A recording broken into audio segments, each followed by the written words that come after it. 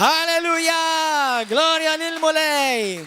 Nilqawkom eżis aħwa Maltin u għawċin madwar Malta għawdex u għal-Maltin kollha li jsegwuna minn pajjiżi oħra madwar l-Ewropa u anka pajjiżi oħra fid-dinja li jsegwu ta' spiss dal-Ministeru minn ġewwa darek jew minn ġewwa fejn inti tista' segwi. Ejja nitolbu flimkien eżis aħwa u ejja nirċievu kelma lil-Mulej ibidlilna ħajjitna bija. Amen? Bil-seqadis, nirringrazzjawk illum ta' dan il-privileġġ li jiena nista' nirċievi l-kelma qaddisa tiegħek. Mulej nemmen li għattu għad iktar ma nerġa' nkun l-istess iktar u nirringrazzjak ta' revelazzjoni, nirringrazzjak ta' trasformazzjoni u li dil-kelma tinvidli qalbi u dak kollu li mhux ġej minnek taqilgħu u ġarfu bil-qawwa tal-kelma tiegħek. Spiritu Santu, għallimni, għatini revelazzjoni, dan nitolbu minn qalbek f'isem Ġesu Kristu. Amen. Morru fil-ktieb ta' Mark 5. Illum xtaqt inkellimkom fuq bl-Ingliż how to make the word work. Bil-Malti kif tħaddem il-kelma.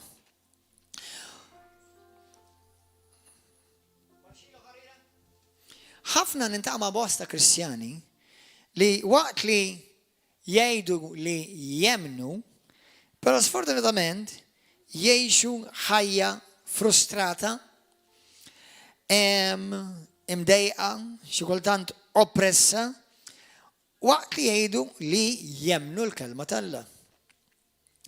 Biex nagħmilkom daqsxejn basic malajr, l-Iskrittura aħna nafu li ma nistgħux noġbu il-Alla mingħajr il-fidi. Kulħadd jgħidha, ma nistax noġob il-Alla mingħajr il-fidi.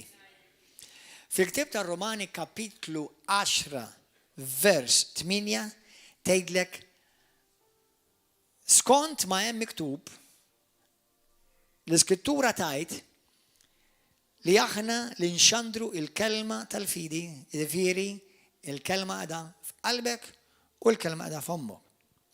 Waħda mill-affarijiet li l-kelma tal-Alla tagħmilek meta vera qed tisma' l-kelma pura tal-Alla, ħafna forsi aħna naħsbu li l-fani di xi ħaġa li rridu naħdmu għaliha. Il-fidi mhix xi ħaġa li taħdem għaliha. Il-fidi Alla tajilek tiġà il-mument li lqajt il-kelma.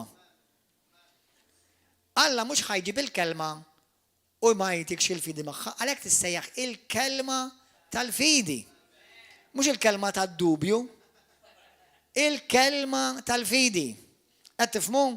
Aħna nippritkaw Pawlu jgħid aħna nippritkaw aħna nxandu l-kelma tal-fidi. Believe it or not, għal dak kollha li intom jinteressakom l-istorja tal-Knisja, believe it or not, is-sant dak li jgħidulhom Santi Padri jew nkella il-mistri tal-Knisja, infatti kienu jxandu l-kelma tal-fidi, aħwa. Kontu tafu għadi intom li kienu jxandu tal-kelma tal-fidi?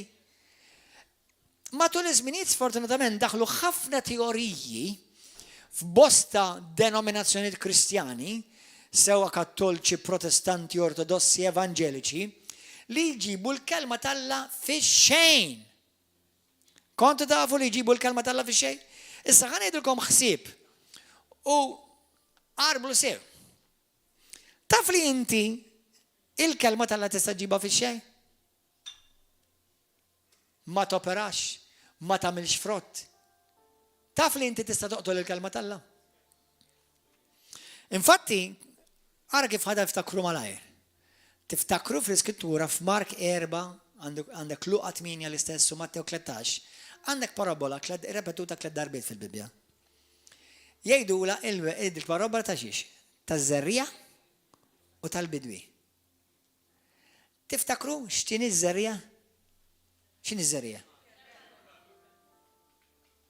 Min 4 artijiet kemm għamlet min kemm minnhom dik iż-żerrija li hija l-kelma tal-Alla għamlet frott.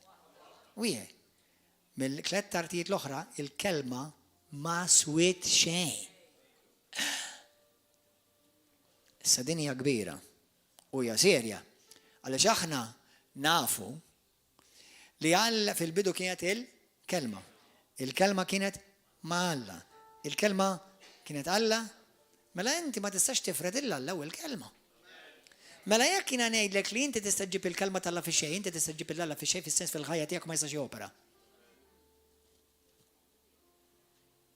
Mhux għax Alla sar xejn, jiġifieri inti f'ħajtek ġibtu fix-xejn ma jistax jopera f'ħajtek. Qed tifhmu qed naqbdu xi ħaġa? Naqblu li l-kelma u Alla huwa ħaġa waħda. Imma Alla jista' jopera biss fejn hemm il-fidi. Jew nkella mhux fidi fl-ajroplaneta, jew f'Superman u Wonder Woman, il-fidi fil-kelma. Qed tifhmu? Mela fejn hemmx il-fidi f'dak li inti smajt mill-kelma, Alla ma jistax jopera. U inti orbatlu idej Alla. Inti rbatni idej Alla. U inti għabli jtħok rasek u għabli jtwaxħal falla u l-Bibja mux vera u għalija per esempio il-ġimma smajt il-ċaħat jgħid u għaxi ma nafx il-Bibja tlift il-fidi. Le, u isprobli għak tlifta għat ma kellek.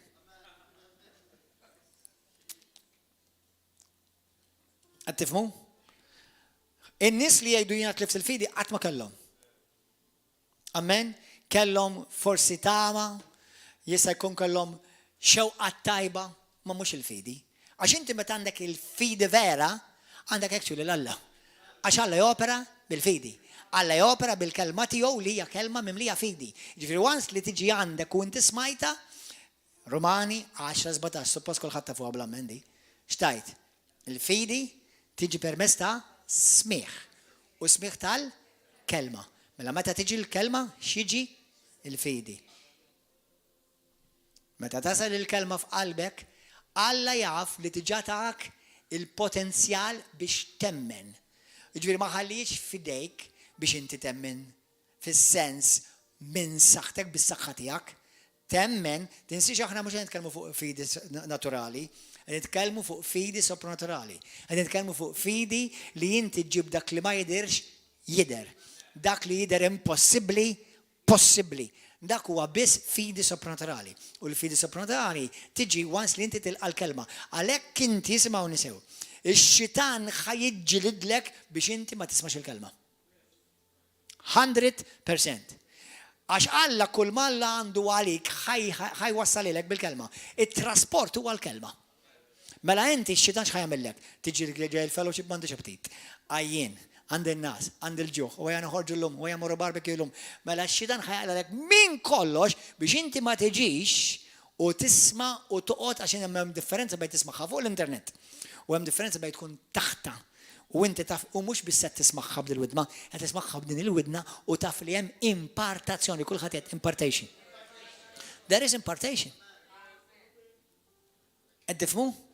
There is impartation.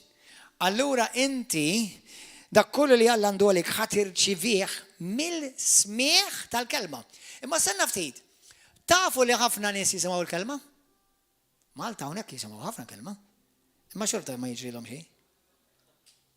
Mela li tisma' biss il-kelma mhux biżejjed. Infatti, ħafna nies anke li jiġu River of Love jisimgħu l-kelma, imma xorta li jridu huma jagħmlu. Mela xorta ma tiswa xejn. Qed tifhmu? ċaħad il-ġimma għalli ċajta tas seklu.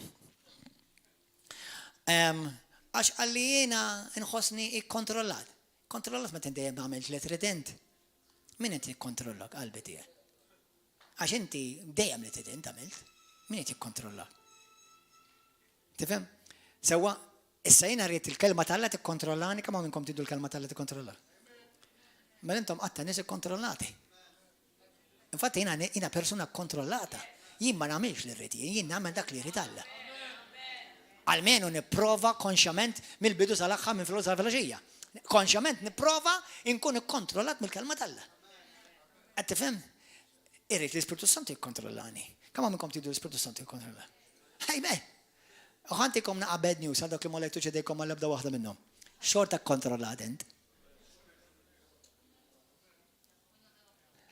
Bl-ispirtu tar-rebellioni li jmur kontra l-kelma tal-Alla, li jmur kontra r-rida tal-Alla ma la xorta kontrollat. Għad tifhmu? Xogħol il-pastor, taf x'inhu xogħol jien? Li jiena ngħidlek xtejlek il-kelma, x'inhu taġġit għalik minn prinċipji bat inti taf jekk tobdih x'inhu lej ma sax ninġelek tobdih. U li kun ġelek tobdih u ma jkun ġej minn qalbek xorta ma jiswa xejn.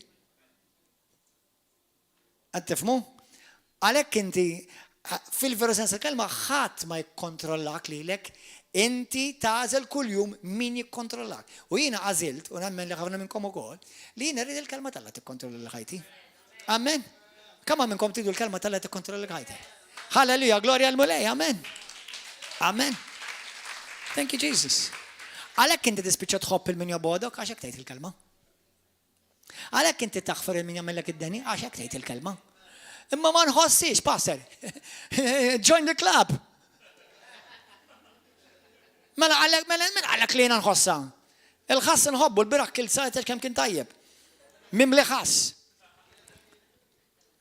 Min jimxi mal-kelma ma jimxix bil-ħass. U ħanajdilkom ħaġa, meta ma timxix bil-kelma u timxi bil-ħass timxi fid-dnub. X'inhi di ġejdili?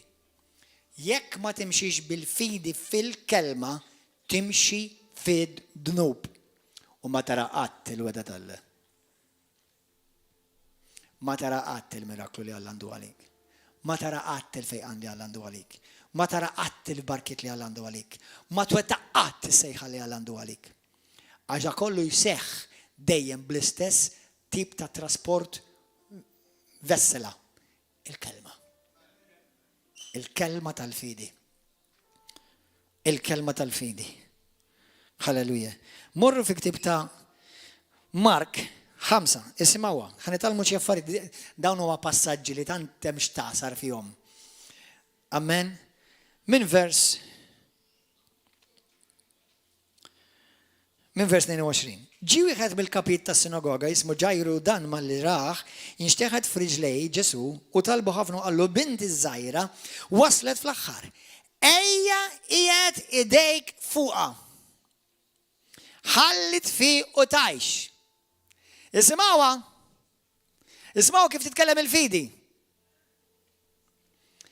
Ejja qiegħed idejk fuqha. U jekk inħoss xi teċtix jew jekk naqqa mal-art, ħaw fil-tfiq.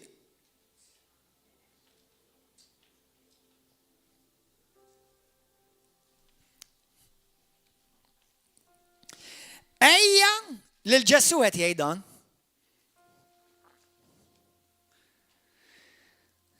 Il-mulej qallu ejja int qiegħed idejk fuqha ħalli tfiq u tajx. Isma, moħkom għaw, jekk xaħat tikteb li nixtikom il-kol tibdaw tiktibu, mux tiktibu, tiktibu. ħadd ma jista' jikdeb, imma kulħadd għandu jikteb. Mela. Il-fidi, kulħadd jgħidha warajja. Ara ħanidkom minn issa, dal-messaġġ għal kollha bżonn tiżimgħu għada u pitada. Il-fidi tiġa taf ir-risposta. Ħanerġa' ngħidha. Il-fidi tiġa taf ir-risposta. U għax intom il-ħin kollu tiddikjaraw. Welcome to the Bible.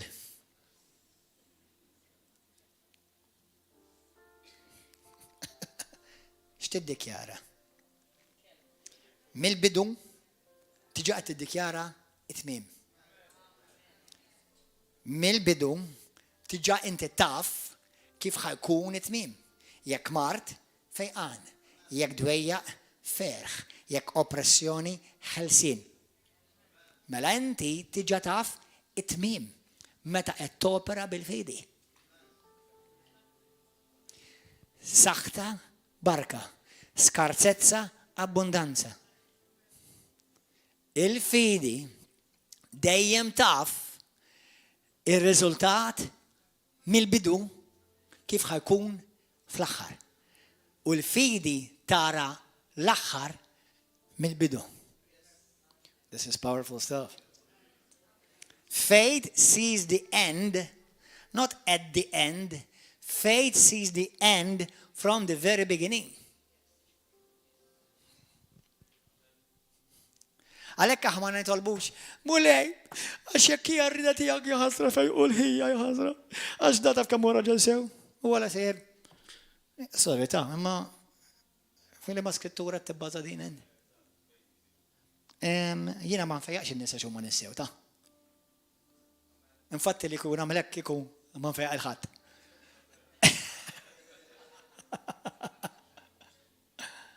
Għaw ħafna id-din sew, orraj, kiku għaw ħafna bżonum.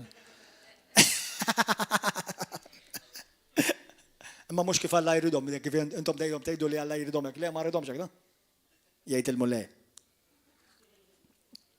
Dak jgħid sew kif Alla jridu, għabes Alla, le, mux vera, ma jridu xek, jridu nfejja. Amen. Alleluja. Mela, kullħat jerġa' jgħidha. Il-fidi tara tmiem mill-bidu. Għalhekk il-fidi tirċievi, għalhekk il-fidi tifraħ, għalhekk il-fidi intu sejjer ma tagħtix każ xejn u ċirkostanzi. Għax inti diġà rajt it-tmiem. Nqazzel alleluja. Glorja l-mulej. Iqpaw inti ċaqlaqx. Alleluja. Ħankomplu. Glorja l-mulej. Ejdlu Spiritu Santu għallimni opera bil-fidi vera, bil-fidi tal-la, bil-fidi tas-saltna, bil-fidi soprannaturali. Halleluja. U Ġesu talaq miegħu b'kotra kbira mixja wara kulħadd iros miegħu. U kien hemm mara li kienet ilha 12 sena sħaħ tbagħtem bid-nixxija tad-demm. Mela huma sejrin ġiet mara fin-nofs. Kienet batiet wisq taħt ħafna tobba. Għalhekk jgħidulhom practitioners bl-Ingliż because they practice on you. Kienet batiet wisq taħt ħafna tobba. U nefqet kull ma kella. Mela baqgħet marida, anzi, saret għar u ġabuha brok.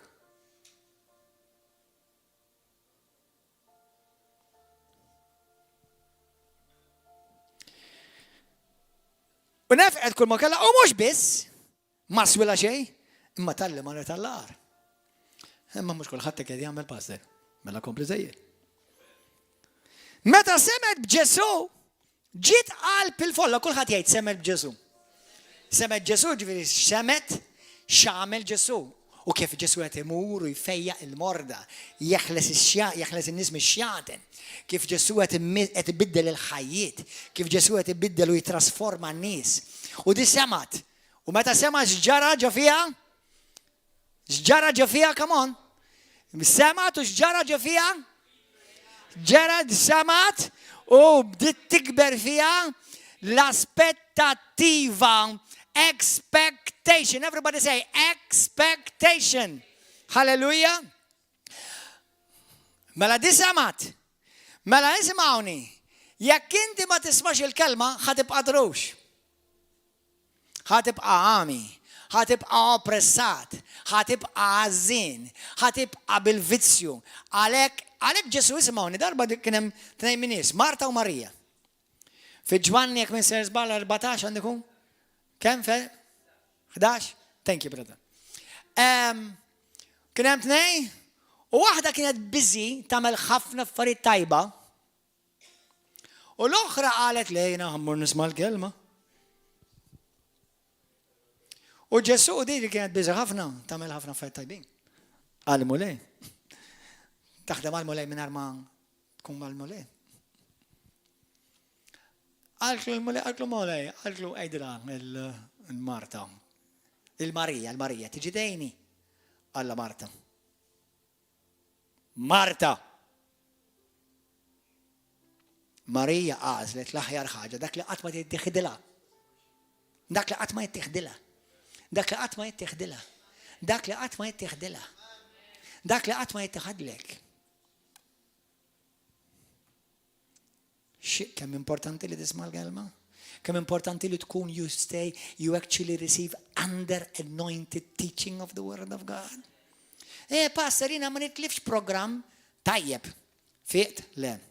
Iħlist? Le. Iżwiġ xorta kaput. Ir-relazzjoni kollha. Ma qed induna li mhux qed tagħmellek differenza. Li tisma' biss mhux biżejjed.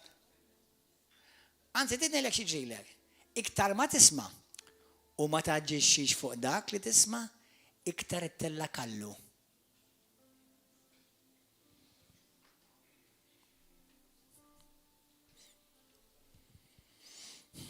Għax la issa smajt, Alla issa tippretendi li jint taġixxi fuq li smaj. Amen? Mark 5 ħankomplu. Meta sema Ġesu ġi qalb il-folla, resqet minn waraja u messitlu l-mantar. Għax qalet, ara x'għamel da? X'għamel di? Mela semat fuq Ġesu. U qalet xi ħaġa. Jekk immissim qar il-mantar tiegħu, min jaf. Forsi jfejjaqni imma l-fejqan għadu għallum għadu jfejjaq Ġesu. Ġesu m'għadux jfejjaq da. Imma għaliex tmorru tisimgħu qatta bħaħan ta' predikaturi bħal daw. Mbagħad issa tiddewna għaliex m'intix infejjaq, għax inti mhux qed tpoġġi taħt nies midlu bil-qawwa tal-Alla u bil-fidi u jifmu xi tfisser fidi. Qed tpoġġi taħt nies jgħidulek il-fejqan mhux għallum u Alla m'għadux jagħmel mirakli dawk kienu għall-ewwel għall-apostli. U inti tmur hemm. U qed tistenna l-miraklu, u vera. Ħalli meta ma jiġix jgħidulek ara, sinjali mhux sinjali mhux Alla, Alla sinjali ma jrdekx fih, sinjali għandu xi elezzjoni.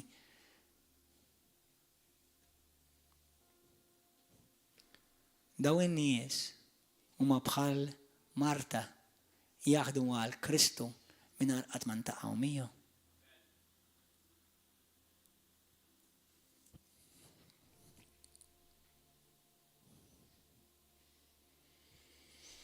F'daqqa waħda itnix mela di bdiet tajt, mela semat kulħadd jgħid semat u qalet. Imma hemm xi ħaġa oħra between. Moħħkom hawn. Meta inti tisma' l-kelma, kemm minnkom tidu tfiqu?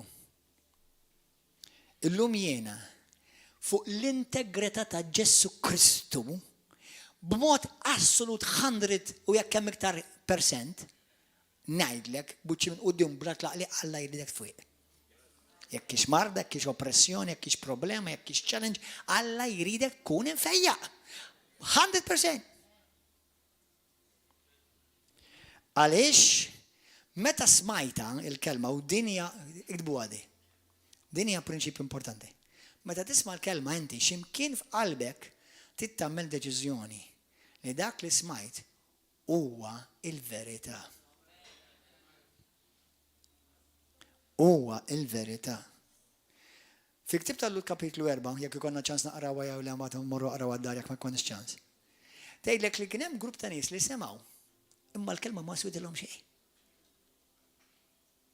Fi ktib ta' Mattew 7, Mark 7, vers 13, Ġesu jgħid lill-reliġjużi jgħidilhom li intom ġibtu il-kelma tal-Alla fix-xejn permezz ta' drawwiet u tradizzjoni tagħkom. Issa l-Kattolċi eżis għandhom tradizzjonijiet mod, imma ħafna evanġeliċi għandhom tradizzjonijiet oħrajn. Allora x'inhu ma li waħda l-oħra, li waħda l-aħjar. L-ebda waħda minnhom meta tispiċċa toqtollok il-kelma. Għax jekk toqtollok il-kelma toqtollok il-miraklu. Jekk toqtollok il-kelma toqtollok il-fejqan. Jekk toqtollok il-kelma toqtollok ir-risposta li Alla għandu għali.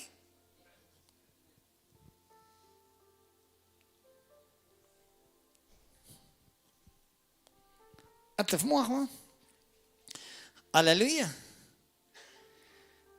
Mela, f'daqqa waħda it-nixxija tad-demm mela dejjem net, kulħadd jgħid, semat. Kulħadd jgħid dejja semat. Aċċettat bħala verità dak li semat. Kif taf, pastor? Kieku ma ġixxietx. Kieku baqgħet hemm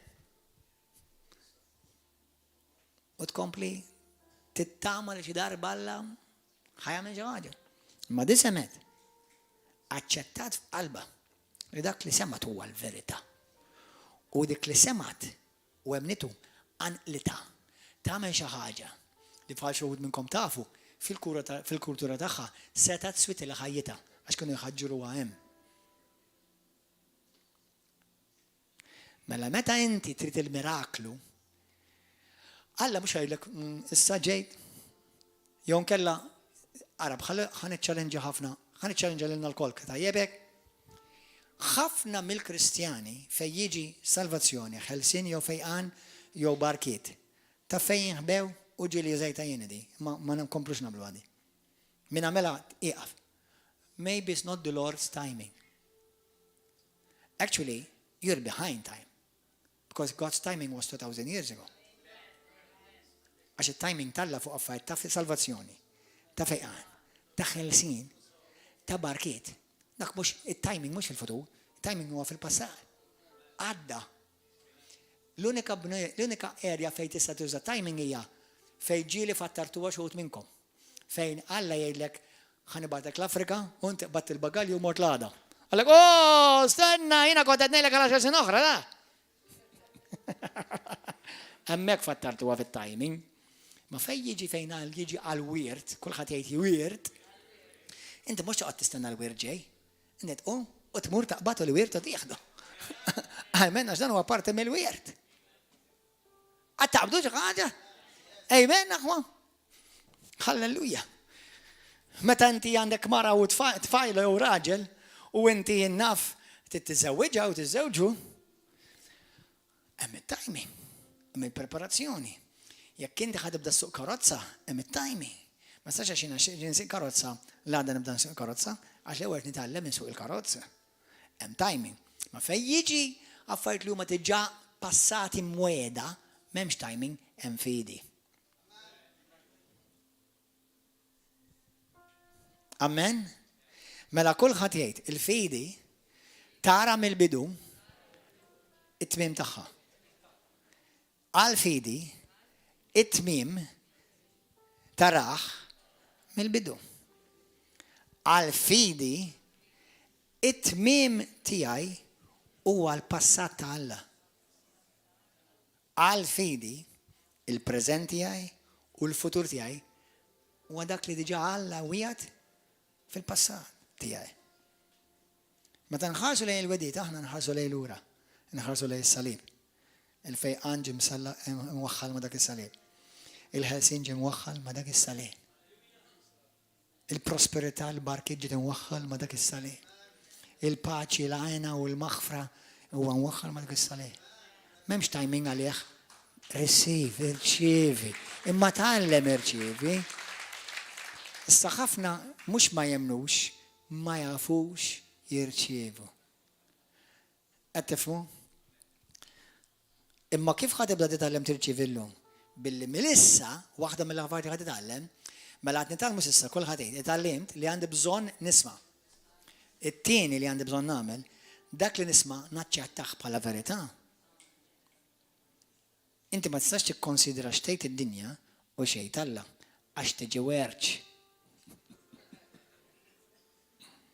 U Pawlu, ġagbu jgħid min jikkonsidra id-dinja u daqqa xejn kalma u ħajrċievi xejn minn Alla għax il-fidi tikkonsidra biss dak xejn Alla.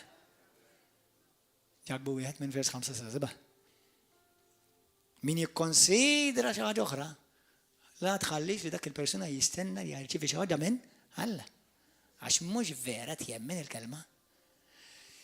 Dawn huma frażijiet li lilek u lili ħajġabduni, ħajtrasformawni, ħajċċalenġawni. Imma insimgħha. Hija l-verità, irrida jiena ma rridx nibqa' kif kont, jiena nibqa' dejjem insir dak kollu li Alla għandu għalija.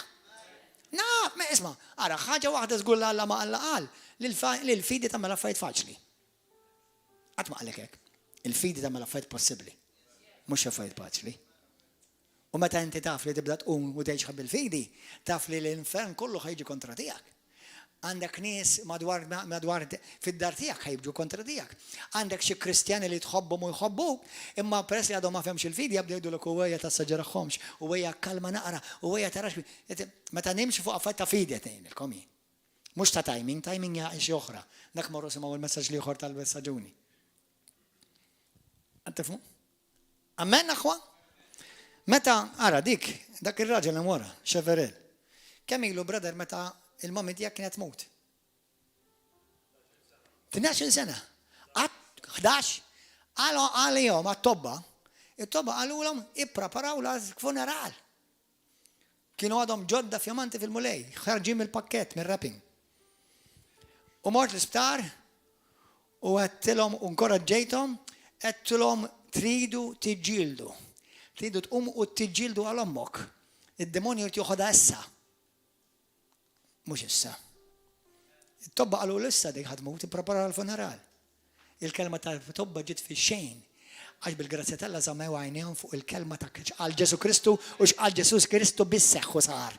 Halleluja. Amen. Kienet faċli? Żgur le. Ma kienet worth it. Amen. It's worth it. Kull ħadd jgħid it's worth it. Halleluja. Thank you Jesus. U meta inti tħossok taħt pressjoni, ftakar li ġejja promozzjoni. Amen. Ġifieri meta tħossok għaddej minn żmien ta' attakki, my goodness, la għadu xie attakkamma ġeja xaġa kbira minn Alla żgur, qed jipprova jtellefili. Mhux ħajr nexxielu fi Ġesu Kristu. Umu nfaħru lil mulej flimkien. Glorja l mulej, halleluja, grazzi Ġesu. Il-kelma tiegħek ħassaħ u ssir fil-ħajja tiegħi u dak li inti qed biss ħajseħ. Halleluja. Da kemm jgħid kemm hu entużjast. Aħjar minnek mejjed. Għax aħna fil-knisja tagħna ma ngħidux u ma ngħidtawx u ma naqbżux u ma nkantawx. Il-addolorata simili. Hallelujah! Thank you, Jesus.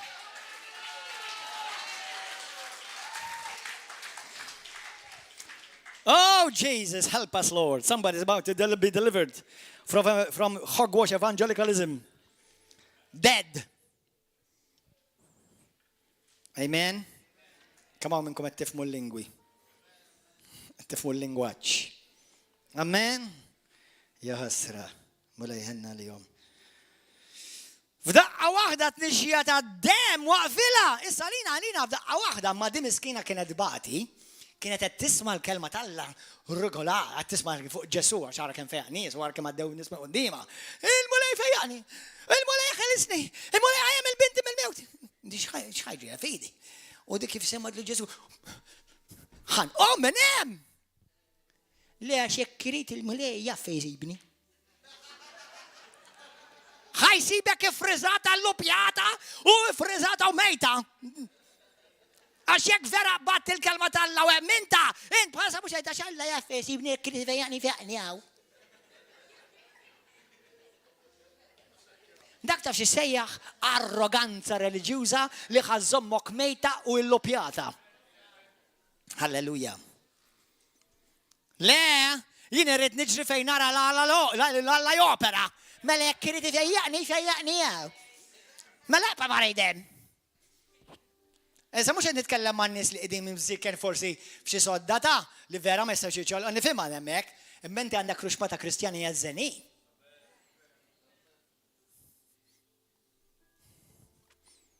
Amen. Għandek ruxma ta' nies għad-disko imorru, għat-tokis imorru, jiklu xi jikla bħal ħanżir imorru, imma għall-mulejja Alla ma jafx li jina jgħataw jekk irid nisnijaw.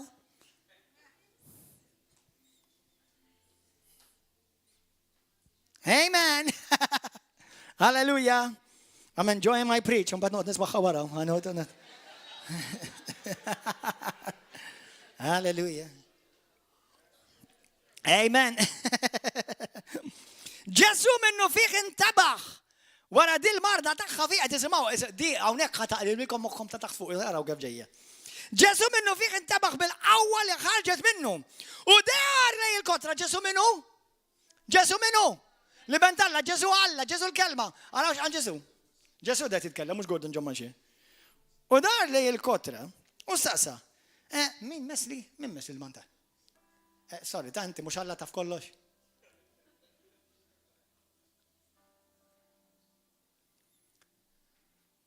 Alla ma jarafx, Alla mhux imqanqal għax inti għandek bżonn. Alla imqanqal meta jara l-fidi. Intom innotajtu li sew it-tifla ta' Ġajru, jew il-qadej ta' Ġajru, u sew it-tifla ta' di. L-ebda wieħed ma Ġesu mar fuqhom jgħidulhom ħanfejqhom. It-tnejlu ma marru fuq Alla qalu hekk ħajsir. Ix arroganza, daw jemnu fi in decreeing and declaring.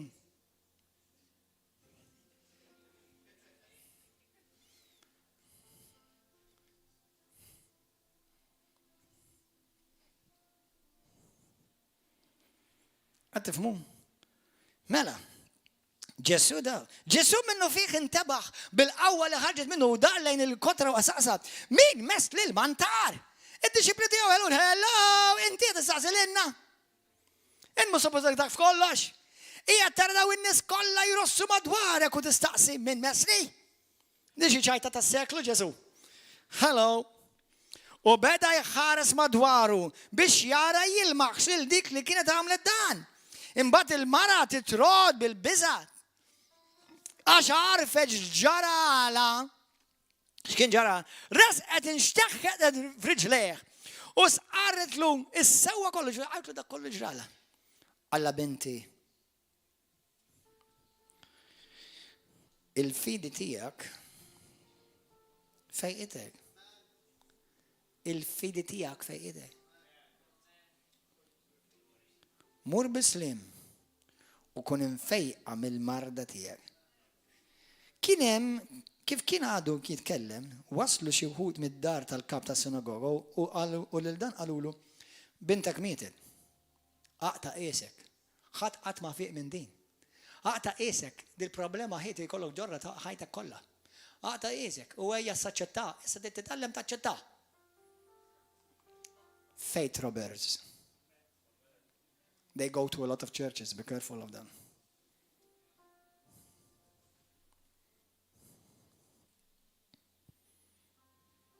Iżda Ġesu sama x'kienu qegħdin jgħidu u qal il-kap tas-sinagoga tibżax biss inti emmen. Senati, Ġesu seta' jagħmlu dal-miraklu mingħajr li dan ir-raġel jemmen? Għax aħna nemmnu fis-sovranità tal-Alla. Għax hekk Alla jrid ifejqek ifejqek. U jiena nemmen f'Alla jħobb li rixma ta' nies. Li għaddu tal-lum il-ġurnata jgħid il-mulej, għafrilhom. Għax ma jafux u ma jgħidu. Jridu jikkritikaw daqqas għandhom ħiel fuq. Ġesu kellu bżonn il-fidi ta' dal-persuna biex iżer miraklu. Kellu bżonn il-fidi ta' dan il-persuna biex il-miraklu jsieħ. Kellu bżonn il-fidi ta' dik il-mara biex il-mara tirċievi il-fejqan. Mingħajrhom, mingħajr fidi, ma kienu jirċievu xejn. Mux għax Alla sovranu, jekk irid ifejqek u jekk ma jfejqekx ma jfejqek. Ma min fej ġibhom daw it-teoriji? Tidnejlek min fej? Min iħlin feh.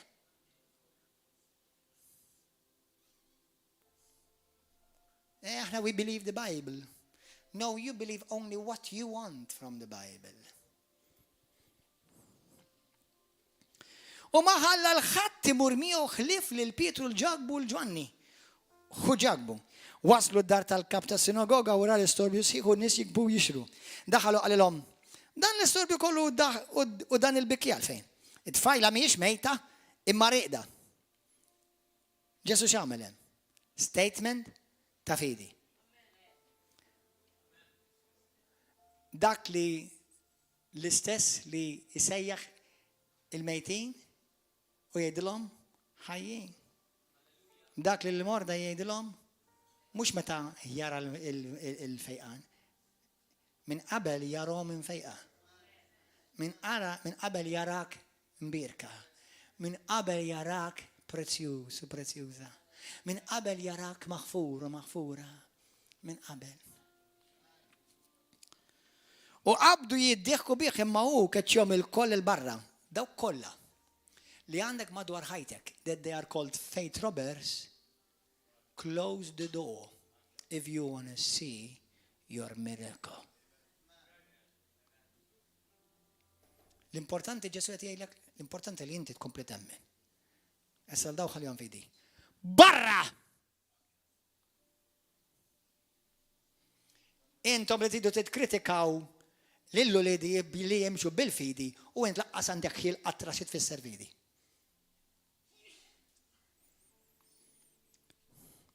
U qabdu jiddieħku bih imma keċċhom il-koll il-barra. Il-bambin dan. Sweet baby Jesus.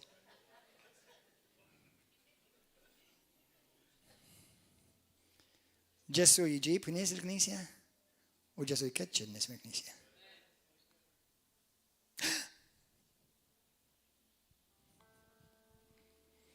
ħamijaw l-missiet fajla u l-lomma u l-dawk li kienu miħu u daħal fej kienet it-tajt fajla.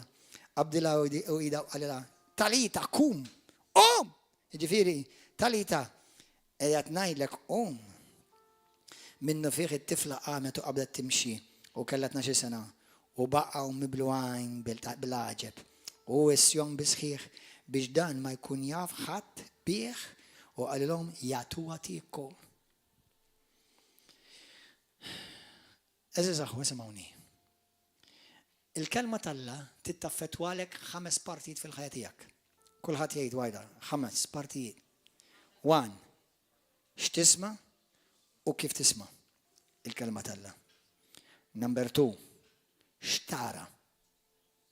Fil-ktib ta' Proverbi 24-23 tgħidlek poġġi l-kelma talla quddiem għajnejk. Joshua 1:9 poġġi l-kelma talla quddiem għajnejk. Il-kelma x'tara. Għaw ċertu nies li jridu jfiqu mill-marda u ħli fil-ma jagħmlu jistudjaw il-mart. Jekk titfiq mill-marda trid tistudja fuq il-fejqan. Inti mhux trid iktar minn dak li għandek, inti trid iktar minn dak li għandek m'għandekx. Sewwa, di mhux għall-mart biss fiżiku, di f'kollox, da.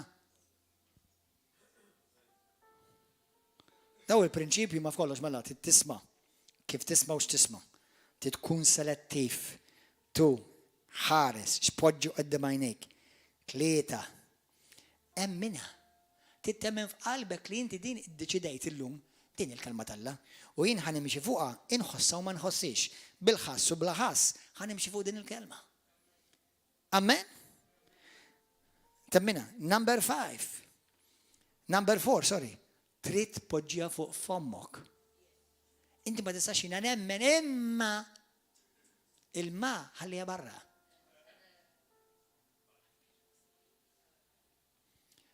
Mela, tisma? Xtara? Daw is-sensi tiegħek. X'temmen il-kelma tal-fidi qiegħda f'qalbna. Ma tistax tirċivi l-miraklu waqt li qed tisma' predikatur jgħidulek il-fejqan għadda. Jien qatt ma ħanpoġġi lil nifsi ta' taħt dawk il-predikatori. Amen. Minna iddeċidi li din hija l-verità fuq ħanimxi. U number 5. Issa la tgħid li temmen, aġixxi fuq dak li inti għadek kif issa qed temmen. Aġixxi x'ħad tagħmel differenti? Xi kultant ħanidkom aħwa. Inti tirċivi l-miraklu. Ara ma jfissirx għax inti tirċivi miraklu fejqan, ħelsien, breakthrough, barka. Ma jfissirx li x-xidan ma jeġex jiġi. Inti żgur Alla qallek hekk.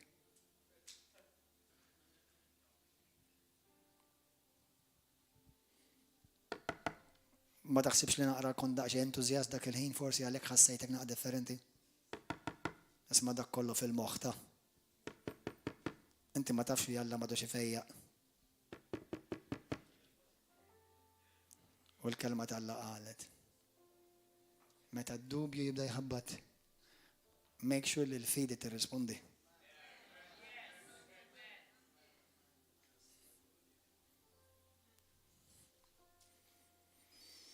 U inti tibgħi tirċievi fejqan, miraklu, ħelsien, breakthrough, barka, promozzjoni. Ix-xidan ħajprova jiġi jisraqilek lura, da? Inti x'ħad tagħmel? Titqum u minn qalbek u minn fommok u bl-aġir tiegħek titaġixxi skont x'emment. X'tisma', x'tgħid, x'temmen, x'timmedita. Amen. Għax hekk imbagħad il-kelma talla ħadd taħdem f'ħajtek. Meta l-Bibja tgħidlek li t-tradizzjonijiet iġibu l-kelma talla fi xejn, tradizzjoni ġifieri anke l-mod kif naħsbuha. Jekk jiena naħsibha differenti mill-kelma tgħid, ma inti għandek dik hija tradizzjoni tiegħek. Amen. Inti bsejjaħ biex inti titkellem x'jgħid Alla. Jiġifieri kliemek għandu jkun kliem Alla. Ġesu jinstema' jitkellem bħal Missir. L-Ispiritu Santu jinstema' jitkellem bħal Ġesu Kristu. Fl-Apokalissi kapitlu 22 vers 17 tgħidlek li l-arusa u Ġesu jitkellmu l-istess lingwa. U t-tnej flimkien jgħidu ejja Ġesu. Ġesu, l-Arusa u l-Ispiritu Santu jitkellmu l-istess lingwa. Jekk fuq dik biss nibbaża kemm ħajdhom Ġesu biex jiġi baqgħu ħafna. Il-Knisja ma titkellimx l-istess lingwa ta' Ġesu. Il-Knisja sallum il-ġurnata Pentekostali, Evangeliċa, Protestanti, Kattoliċi ħafna. Il-maġġoranza assoluta jitkellmu bħad-dinja. Mhux bħal Ġesu. Allora min il-min qed jisma' Ġesu jgħid ejja Ġesu. Għax l-Iskrittura tgħidlek għax l-Ispirtu tal-Ispiritu Santu u l-Arusa il-koll jgħidu ejja Ġesu. Maranata. Ma ħafna mhux Maranata jgħidu. Mhux qed jgħidu l-istess klim ta' Kristu. Ġesu qal jien nitkellem dak li jiena nisma' mis-Sirjej. Amen. Inti xi li ma jekk Ġesu jitkellem biex dak li jisma' l-Missurejt inti suppost kif titkellem? Kif suppost temmen? Kif suppost tisma'? Amen? Mela jiena u inti rridu nemmnu. U l-moment li jiena nemmen naf li issa il-fidi hemm qiegħda preżenti. U ħanagħmel deċiżjoni. Kulħadd iqum bil-wifa.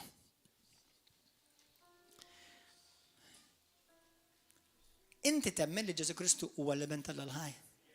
Temmnu dan. Temmen li Ġesu huwa ħaj. Temmnu dan. Temmen li Ġesu Kristu huwa l-istess il-bieraħ, illum u għal-dejjem. Mela, illum inti emment minnu Ġesu. Temmen li mit għalik fuq is-salib. Temmen li fuq is-salib ħal mart kollu tiegħek. Id-dnub kollu tiegħek. Is-saħtiet kollha tiegħek. Anzi l-Bibja tgħidlek hu sar saħt għalik. U sar dnub għalik. Mhux tal-li biss ħadu, u saru. Biex inti x'issir? Biex dak kollu li Ġesu kien, issir int. Biex dak kollu li kont int, isiru Ġesu. Great exchange.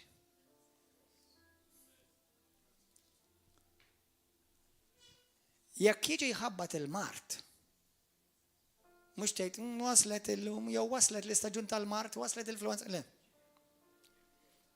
Għax dik in-nanna kellha u l-bama kellha. Le mhux ħanejtek. Irrid jiena nimla lil nifsi bil-kelma tal-fidi, nara biss bajnejja il-kelma tal-fidi, nitkellem minn fommi biss il-kelma tal-fidi, nemmen biss minn qalbi il-kelma tal-fidi, naġixxi biss fuq il-kelma tal-fidi, ħalli jiena jkolli riżultat tal-kelma tal-fidi. Eżatt taħwa? ċertu affarijiet ħajsiru f'ħakka ta' għajn. ċertu affarijiet għabli jieħdu l-ħin. Imma lekk inti timxi bil-fidi, il-bnidem ġust jgħix bil-fidi. Mhux jgħix bil-formola, jgħix bil-fidi. Aħna ma nimxux b'formola, aħna nimxu b'prinċipju. Il-ħajja tagħna hija il-ħajja tal-fidi. Jiġifieri, il-ħajja tal-fidi ġifieri li jiena konvint, għax il-kelma fidi dik tfisser, li jiena konvint għandi persważjoni ferma u ma nċaqlax. Illum jiena d-deċiżjoni għamilta. Ġesu Kristu hu l-ben tal-ħaj. U l-unika salvatur. U biss jista' jsalvalek ruħek, u biss jista' jħfirlek nobietek, u biss jista' jufejqek minn kull marda li tiġi kontra ħajtek, u biss jista' jħilsek minn kull saħta, u biss jista' jtik kull barka, u biss jista' jżomm kull weda, u biss ħadd iktar. Ħadd. Jekk dan nemnu, issa x'ħan nagħmel bih? Preach sabiħa baser. Tajjeb, thank you. Imma jekk sem ħatasal sem, għadek marċivejt xejn. Mhux li tisma' tbiddillek ħajtek, li inti taċċettaħ bħala verità, u tant taċċettajtu bħala verità li ħad aġixxi differenti issa. Ħad titkellem differenti, ħad tara differenti, id-deċiżjonijiet kollha ħajkunu differenti. Għadda f'moħħma? Għaw xaħat il-lejla jgħid li passina illum nixxina taħajt il-Kristu. Għolidek, għaw xaħat ixxina taħajt il-Ġesu l-lejla l-ewwel darba. Għaw xaħat l-ewwel darba tixtieq tkun salvat. Jekk inti tmut illum, ħankellmek ċorru tont, kollha kemm inkom. Jekk inti tmut illum għal rasqat, għal kemm huwa possibbli. Inċert li inti tmur il-ġenna ħdejn Alla fil-ħajda dejjem. Jekk m'intix ċert, tista' tkun ċert. Tista' tkun taf li d-dnub bidek maħfura, tista' tkun taf li għandek is-salvazzjoni, tista' tkun taf li ismek huwa miktub fi ktieb tal-ħajja, tista' tkun taf li Alla tal-eżerċiti u Alla li jista' kollox huwa missierek papa Abba. Amen. U tista' tkun taf li llum l-ebda marda, l-ebda saħta, l-ebda demonju m'għandu iktar jettu seta' fuqek. Jekk inti ta' Ġesu. Għax inti u Kristu ħaġa waħda. Għadaw kollha li tintom ollejtu idejkom, jew suppost ollejt idejk. Intom li fuq YouTube, Facebook u televiżjoni. Ejt minn qalbek di talba wara jgħid issa. Ejd issa u għaġixxi fuqha. Ejd it-talba kulħadd jgħid warajja missi qadis. Grazzi tal-kelma tiegħek. Il-kelma tiegħek smajta, irċevejta, emminta u niddeċiedi li hija l-verità. Jiena lest li naġixxi fuq il-kelma tiegħek. Għalhekk illum naraf li mingħajr Ġesu jien mitluf. Għax u biss is-Salvatur u biss jista' jtini il-maħfra tad-nubid. Għalhekk ngħidlek minn qalbi Ġesu kun is-sit tiegħi, kun il-mulej tiegħi u s-Salvatur tiegħi. Inti li bentalla l-ħaj li mittalija fuq is-salib. U fuq is-salib inti ġarrejt il-mart kollu tiegħi, l-uġigħ kollu tiegħi, kull saħta jew magħmul tal-familja tiegħi ġarrejtu int. U mulej inti ħallas bisħiħ għad-nubid kollha tiegħi, passat, preżent u futur. Illum ngħidlek kif qalbi. Salvani. Mulej, għatini ħajja ġdida. Millum il-qoddim. Ngħid li għadnu pu li għad demonju u ngħid iva għal Ġesu u għarrida tiegħek. ħajsir minni mulej skont il-kelma tiegħek. U l-kelma tiegħek ħataħdem fija u twetta dak kollu li inti għandek għalija. Fisem Ġesu Kristu. Amen. Issa, dik it-talba hija salvazzjoni. Għaw xaħat għandu bżon fejqan. Olli dek, jek għandem bżon fejqan. Issa, jek għandem bżon fejqan. Kristu, Ġesu, 100% irrid ifejqe. Jekk kemm saħta, jew mamul, jew saħta ta' ġenerazzjoni topra f'ħajtek, fil-lineage ta' dem ta' ħajtek, Alla jrid jeħilsek minna. Jekk kemm spiritu jew demonju jew demoni, ġeneralment ma jkunux waħedhom, joppressawk, Kristu irid jeħilsek. Irid jeħilsek. Però inti llum tittamel xi ħaġa. Number one, jekk tiġa kont Kristjan, inti tittamel deċiżjoni, jiena daw ma la fed ma rridhomx fajti. U minix ħajnilhom li huma tiegħi. Pereżempju, xi wħud jgħidu għax din il-marda tiegħi, għax l-uġigħ taras tiegħi, għax il-virus tiegħi. Tibqax tiklejmjah. Tibqax tgħidlu tiegħek. Għassa fejna fin skont il-kelma Alla Kristu ħadu fuq. M'għadux tiegħek. Jekk huwa problema tagħmilx tiegħek. Kristu jrid ifejqek, jeħilsek, ibierkek u jridek li inti tkun dak kollu li Alla seħħlek biex tkun biex twettaq il-pjan tal-Alla f'ħajtek. Bekk biss ħaġiblu glorja Alla enta. Ara ma taħsibx xi ħadd minnkom ħajġib xi glorja jew tifħir l-Alla għax jiena nkun marrit. Jew għax jiena timbagħti. L-unika tbatija li Alla jwedek huwa tbatija għall-Vanġelu. Dik iva. Imma magħha taf xi jwedek hu. Mura qra Marka kapitlu 10. Minn vers 29 sewwedok li din ħadara xi jwedek. Kemm hemm barkiet minn din il-ħajja u magħhom persekuzzjoni. Imma hemm barkiet, hemm ħafna barkiet.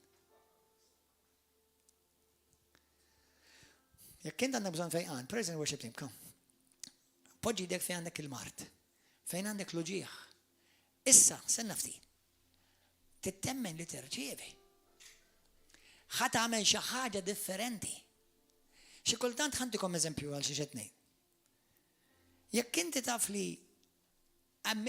konvint, mhux taf, konvint, għax il-Bibja tkellma fidi tfisser konvinzjoni. Bl-Ingliż to be firmly persuaded.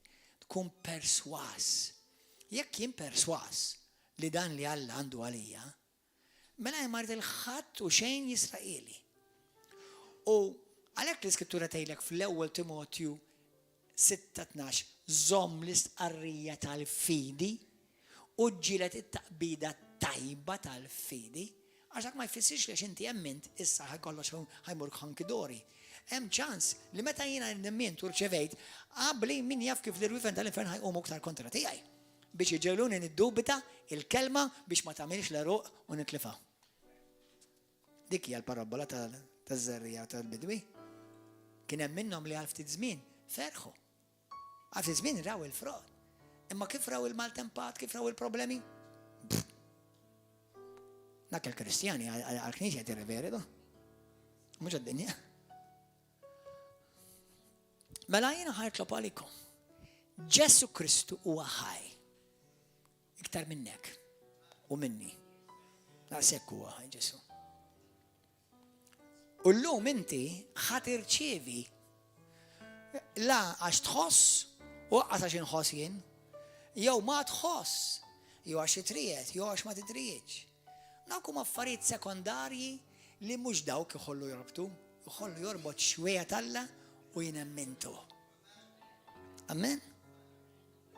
Allora millum il-qoddim x'ħan nagħmlu? Nażel x'nisma', nażel x'nara, nażel x'nemmen iddeċidi li hija l-verità fuq ħanibni. Nażel kif ħanitkellem u nitkellem biss dak x'qal Alla. Ma importanx x'jaħseb il-bniedem anke għandu l-ittri kollha wara u qabel ismu. U nażel li naġixxi skont xejn Alla. Hemmhekk veru nkun qed nimxi bil-fidi. U mbagħad il-fidi tiegħi teleb id-dinja. Amen. Kulħadd ħanilhom. Kandek bżonn fejqan. Jekk inti jkollok ħol mikraħ, jekk inti jkollok tħoss preżenza fid-dar tiegħek, jekk hemm xi tip ta' forsi taħseb li hemm forsi saħta jew magħmul fil-familja tiegħek, fid-dem tiegħek, fil-ġenerazzjoni tiegħek, Ġesu jħilsek issa. Jekk inti hemm bżonn jekk għandek uġieħ f'ġismek, Ġesu jrid ifejqek 100%. Issa ħa ngħidilkom xi ħaġa, dawk li intu fuq it-televiżjoni jew fuq il-Facebook jew YouTube. Jekk la tfiq x'ħad tagħmel? Fi ktieb ta' Mattew 8, il-Bibja tgħidlek li Ġesu mar id-dar ta' tal-mara ta' Pietru, tal-kunjata pratikament. U fejn jaqa'? Taf x'għamel il-mulej? Fejn jaqa'? Bil-kelma. Mbagħad il-Bibja tgħidlek u qamet u bdiet taqdih. Mhux qamet u bdejt marret it-tombla. Alla ma jfejqekx biex tmur it-tombla. Issa, mhux qed ngħidlek li għadha ma jsegrevex ħadd tmur it-tombla, imma jekk inti tmur it-tombla, jew tmur l-sports club, jew tmur għand tal-ħamim u tal-gamim u tat-tiġġiġ u tal-galanari kollha u qed taqbes inti li vera timxi ma' Kristu.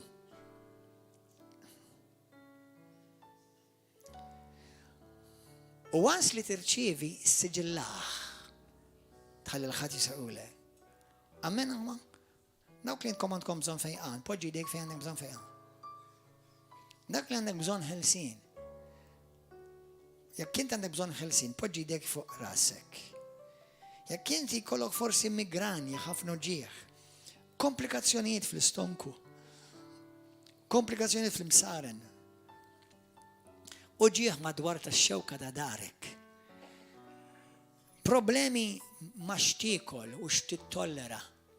Ismawni, mandi laqqas attra dubju. U laqqas għan pretendi li d-dinja tifimni u laqqas għan pretendi li bosta kristjana ħajfmuni. Mandi laqqas attra dubju li Alla jrid ifejqek. Għas attra waħda. Jiena tal-limt u tħossukomx nervużi li ħanilkom di. Li minix ħanejt iktar għaliex mulej. Le, ma ngħidix dik. Għax miex minna ħatalla. Ija jien minna ħati għajn għet nikber, mux Alla m'għandux bżon nikber.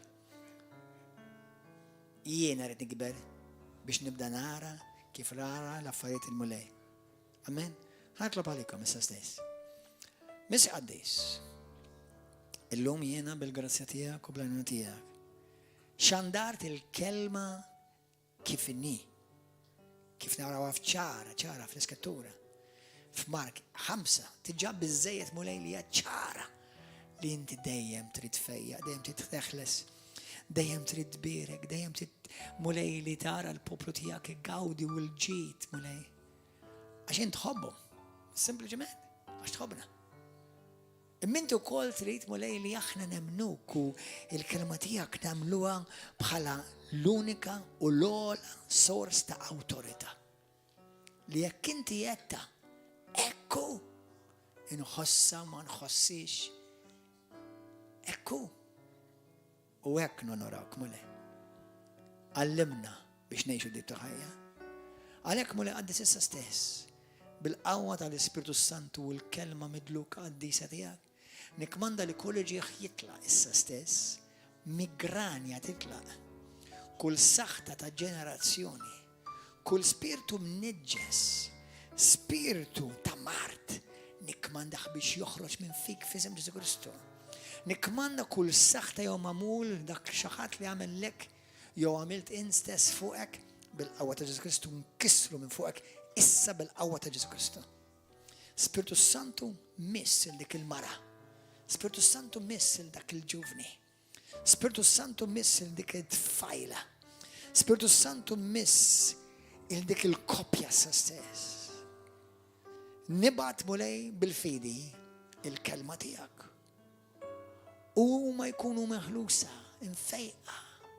Mulej qaddis issa stess, mulej neżerċita l-autorita li inti tajtni fismek għal-glorja tijak.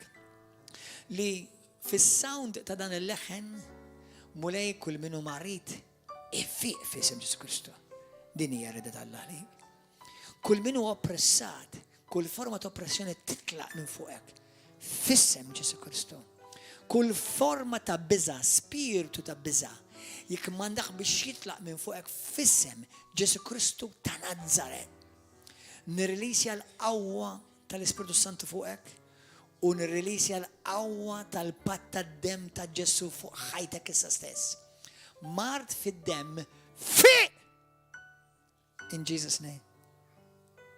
Mart fid-dem fiq. Widnejn infetħu f'isem Ġesu Kristu.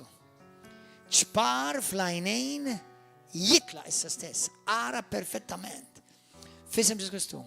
U ġieħ fil-ġogi. Nikmanda kollu ġieħ fil-ġogi jitla issa stess. F'isem Ġesu Kristu. U ġieħ fil-legaments. Nikmandom biex jitilqu issa stess. F'isem Ġesu Kristu. Problemi fil-lutru. Kun infejqa. F'isem Ġesu Kristu. Problemi fil-lutru. Kun infejqa. Mulej grazzi, mulej ta' li jinta tiddewweb u tisparixxi u taqalla mill-eruq. Mulej qaddis u qiegħdi. Mulej jinħallu f'isem Ġesu Kristu. Widnejn jinfetħu f'isem Ġesu Kristu. Għajnejn nuqqas ta' vista, lack of sight. Light shine in Jesus' name. Dawl iddi f'isem Ġesu Kristu issa stess. F'isem Ġesu Kristu. Persuna li tħossok inkundannat, il-mulej xelsek u ħafillek dnubitek. Għax memx iktar kundanna għalik. Mulej għaddis dak id-demonju li prova jżomm, ilu jżomm, li dik il-persuna mill-li tirċivi ix-xewqa ta' ħajjita, ix-xogħol u l-karriera li tixtieq. Dak il-blockage inkissru minn fuq issa stess, f'isem Ġesu Kristu. In Jesus' name, f'isem Ġesu Kristu issa stess. Grazzi mulej u ġieħ fid-dras jitla issa stess. Ġesu jfejqek minn lu ġieħ ta' dras, infjammazzjoni fid-dras issa stess. Kun infejqa f'isem Ġesu Kristu.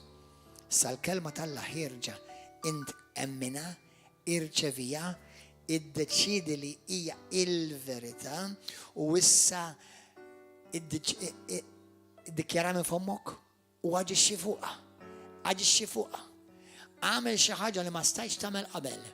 Għamel xi ħaġa ċaqlaq li ma stajx tagħmel qabel. Iċċaqlaq kemm kien hemm xi postijiet jew xi mod xi pożizzjoni ma stajx tkun. Iċċekkja issa stess inti fejn inti. F'isem Ġesu Kristu. Xut minnkom ħataraw differenza l-lejla meta tmorru d-dar. Xut minnkom ħataraw differenza għada matul il-ġurnata bda dar ara. L-ġieħ talaqni. Ara dak il-ħaġa m'għadniex inħossha.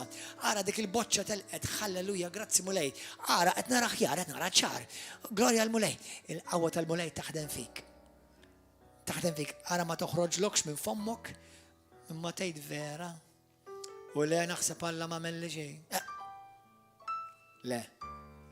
Is-sensi kollha tiegħek iridu jkunu kollha ħaġa waħda.